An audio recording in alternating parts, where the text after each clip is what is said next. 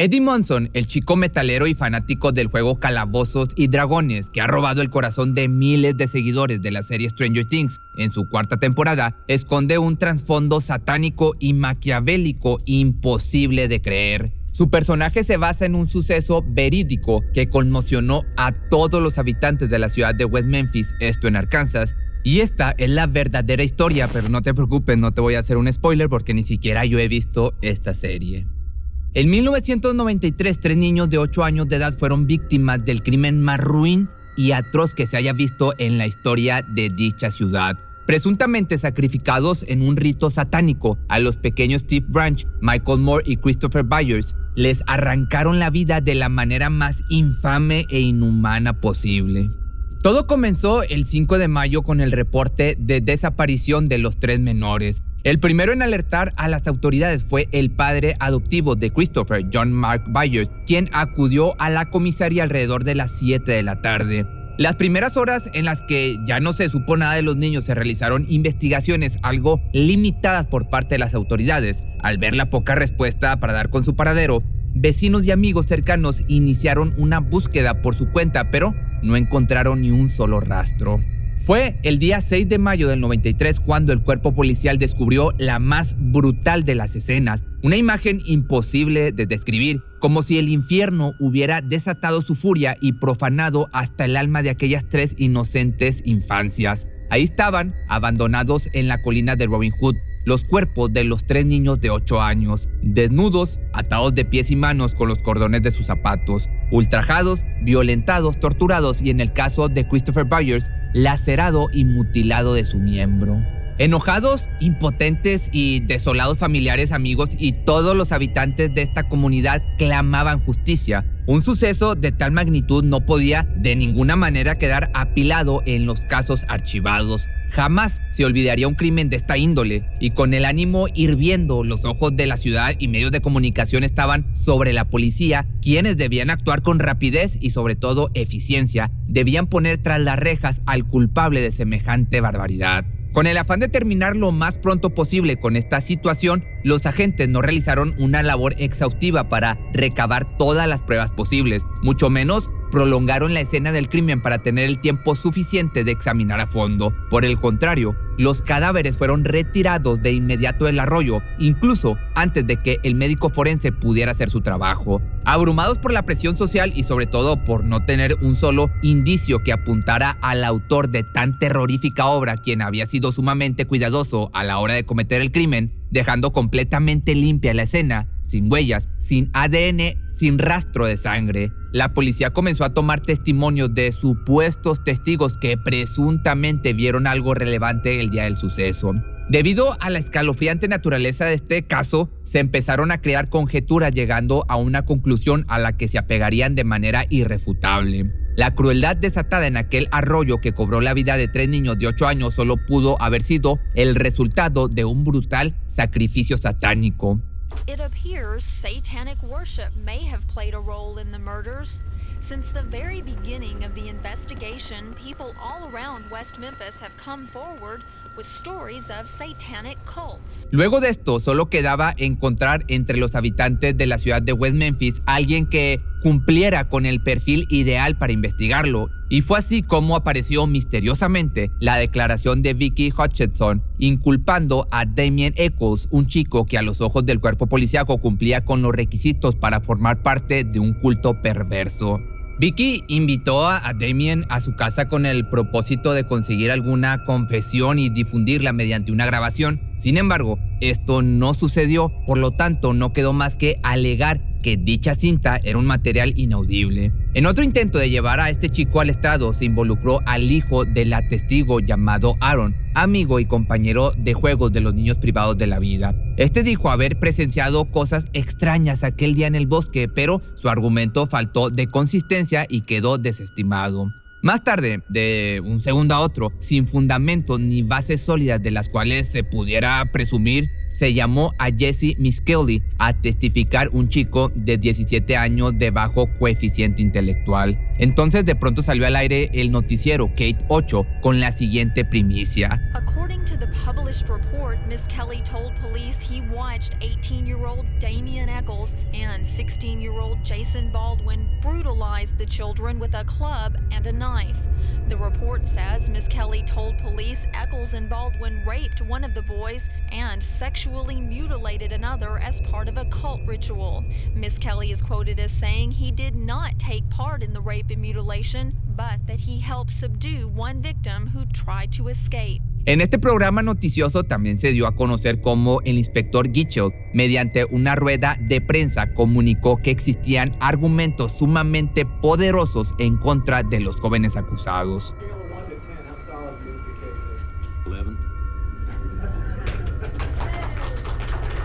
Para ese entonces, ese lugar podía haber sido comparado con los relatos del nivel de las brujas de Salem. Para que te des una idea, señalar a alguien por su apariencia y condenarlo sin justificación.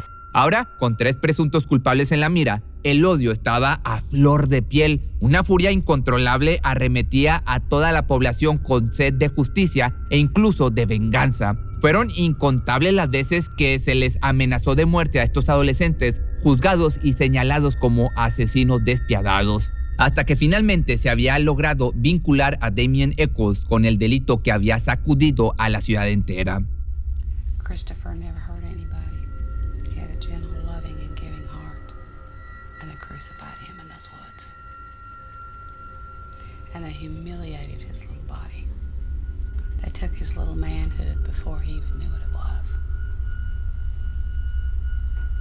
And I hate him for it. I've never hated anybody in my life.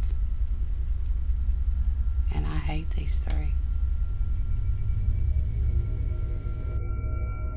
La ola de repulsión que se desenfrenó en contra de los presuntos culpables había sido originada por el testimonio de Jesse Misskelley. Esta confesión llena de inconsistencias fue arrancada de un chico con una discapacidad intelectual, interrogado por 12 horas y orillado a ceder a las insinuaciones de los investigadores. Existen registros afirmando que se le cuestionó alrededor de 8 veces acerca de la hora en la que se produjeron las muertes de las víctimas, causando en él una extrema confusión, pues luego de que el detective Rich le hiciera la pregunta de cuándo te fuiste con ellos y que él respondiera por la mañana, se desató un interrogatorio bastante cuestionable. Cada pregunta haciéndolo cambiar un poco el horario hasta llegar al momento indicado. Dicho en otras palabras, el detective le preguntaba lo que él quería escuchar. Que por cierto, este cuestionario bajo presión y manipulación solo cuenta con un fragmento grabado en audio. No existe algún video que lo respalde y no hubo otro descubrimiento importante en el caso adicional a lo que la policía ya tenía.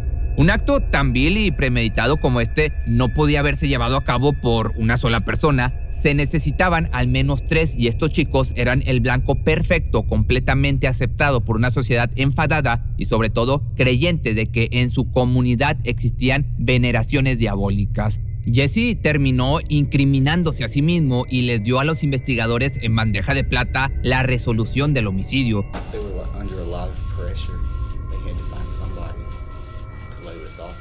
People started losing their jobs. The public was getting real upset, saying the cops were incompetent, couldn't do their job, so they had to do something fast.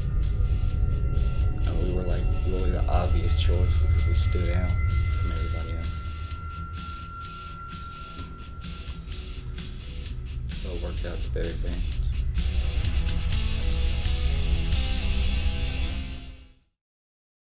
Con la presión social cada día más densa y las deficientes investigaciones que se realizaron en el caso desde un principio, solo quedaba encontrar a como diera lugar un mínimo detalle para ponerlos tras las rejas.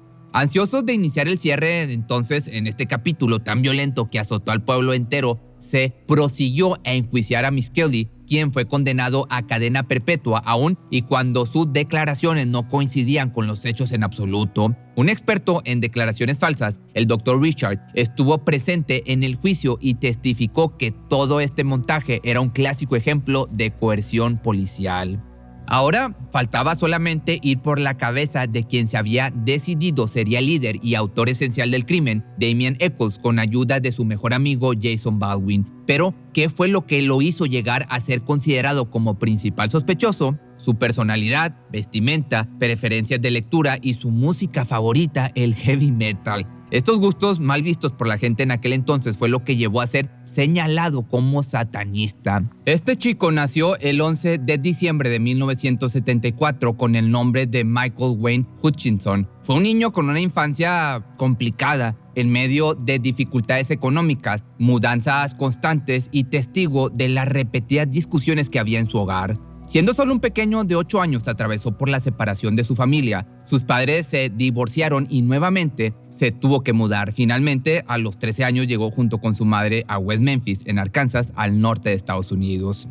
Su madre conoció a Jack Echols, quien se integró a la pequeña familia y fue recibido con los brazos abiertos, ya que supo ganarse el cariño de este chico, al grado de tomar la decisión de cambiarse el nombre por Damien Wayne Echols, adoptando el apellido de su ahora padrastro. No obstante, este lapso de tranquilidad se vio interrumpido durante la transición del camino entre adolescente y adulto. Este hombre, en plena edad de la rebeldía, abandonó los estudios y comenzó a meterse en problemas. Algunas veces lo arrestaron por robo y delitos menores, ganándose así la atención y desprecio de la policía.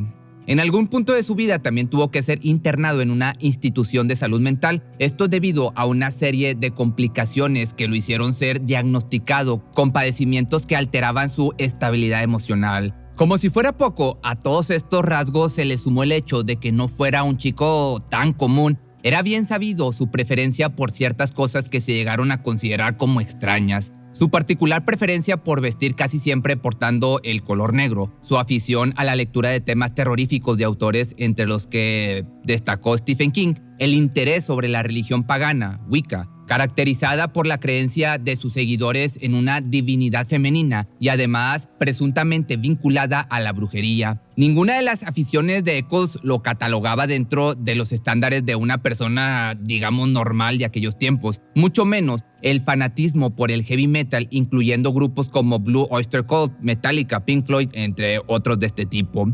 Conociendo todos estos rasgos de la personalidad del chico, el día que ocurrieron los 3 asesinatos, la policía pensó, Damien Echols por fin mató a alguien, básicamente señalándolo y juzgándolo por su forma de ser. La historia que tenía que contarse de ahora en adelante debía retratar a este chico y a su amigo como bestias abominables capaces de lo que fuera. Some idiot started a rumor saying that they found children's sexual parts under my bed or in my house, and there was no body parts in my house. Or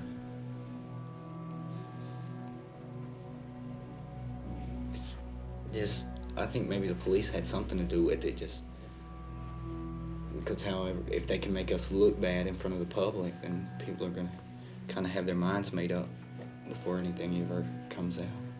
Él y su amigo Jason aseguran haber estado en sus respectivos hogares el día de los crímenes. Contaban con una coartada que indicaba su inocencia, pero la paranoia de la gente, ciegos ante el dolor, tuvo más peso que las mismas pruebas inexistentes que pudieran señalar con asertividad a estos adolescentes como culpables. Incluso hubo un suceso sumamente importante que quedó fuera del caso, que tal vez involucraría al verdadero responsable, pero no se investigó ni se indagó mucho más a fondo. Remontando a la noche que desaparecieron los niños, se reportó a la policía un incidente en el restaurante de comida Bojangles. El gerente de este lugar testificó que alrededor de las 9:30 de la noche encontró a un hombre de color sentado en el sanitario de mujeres. Le goteaba sangre del antebrazo, tenía barro en los pies y parecía algo confundido cuando se le cuestionó sobre su aspecto. A pesar de que este hecho se reportó a la policía de West Memphis, no hubo ni reporte, ni informe, ni investigación sobre el mismo. Hasta el día 6 de mayo se recolectaron pruebas, pero jamás se analizaron y se dieron por perdidas. Atravesando por un juicio influenciado notablemente, como te vuelvo a decir, por simples calumnias y difamación, basado en gustos personales como la música, la lectura y la manera de vestir, se dictó como veredicto el día 19 de marzo del 94, culpables. Damien Echols, condenado a la pena de muerte por inyección letal, considerado líder y autor del crimen, y Jason Baldwin, condenado a cadena perpetua. Durante las siguientes décadas, después de varios intentos de apelación, señalando los errores que se habían cometido durante la investigación, se puso la atención sobre el padrastro de una de las víctimas, John Mark Byers. Este tenía bajo su poder un cuchillo con sangre de su hijastro. A este hombre se le interrogó, pero no se llegó a ninguna conclusión. Fue hasta el año del 2003 cuando Vicky Hutchinson desmintió sus declaraciones dadas años atrás. Aseguró que habían sido dictadas por la policía palabra por palabra. 4 años más tarde, en el 2007, se encontró ADN como evidencia que desmintió por completo la culpabilidad de los 3 chicos inculpados. Luego de tanta controversia y nuevas pruebas a favor, se logró que las sentencias de los ahora conocidos como los 3 de West Memphis pudieran ser reevaluadas. Finalmente llegó el día tan esperado en el que verdaderamente se haría justicia. El 19 de agosto del año 2011 se liberó a este trío de sus sentencias. Posteriormente, el gobernador Mike les ofreció un perdón absoluto. En la actualidad se han levantado sospechas con respecto a Terry Hobbs, padrastro de una de las víctimas, pues nuevas evidencias aseguran haber encontrado su ADN en una de las agujetas con las que se ataron a los niños, y en el año 2013, 2 hombres denunciaron tener cierta información que lo ligaban al crimen. Sin embargo, estas declaraciones fueron ignoradas. Por su parte, Damien Echols pudo rehacer su vida. Se convirtió en escritor publicando su autobiografía, que se llama Almost Home o Casi en Casa. Escribió temas para también Pearl Jam, esta banda tan conocida. Trabajó con el cineasta Peter Jackson y la documentalista Amy J. Burke en la película West of Memphis. Y esta fue la trágica historia que inspiró al personaje de Eddie Munson en Stranger Things, interpretada por Joseph Quinn, el cual ha causado, ya sabes, gran impacto y ha puesto nuevamente el caso de los 3 de West Memphis en tendencia, recordando cómo hasta ahora se desconoce el paradero del verdadero culpable, asesino de 3 niños inocentes. Si te gustó este video, no olvides seguirme en mis redes sociales y recuerda que puedes escuchar los audios en Spotify, y estoy subiendo unos videos extras a mi canal secundario, que es Pepe Misterio Shorts.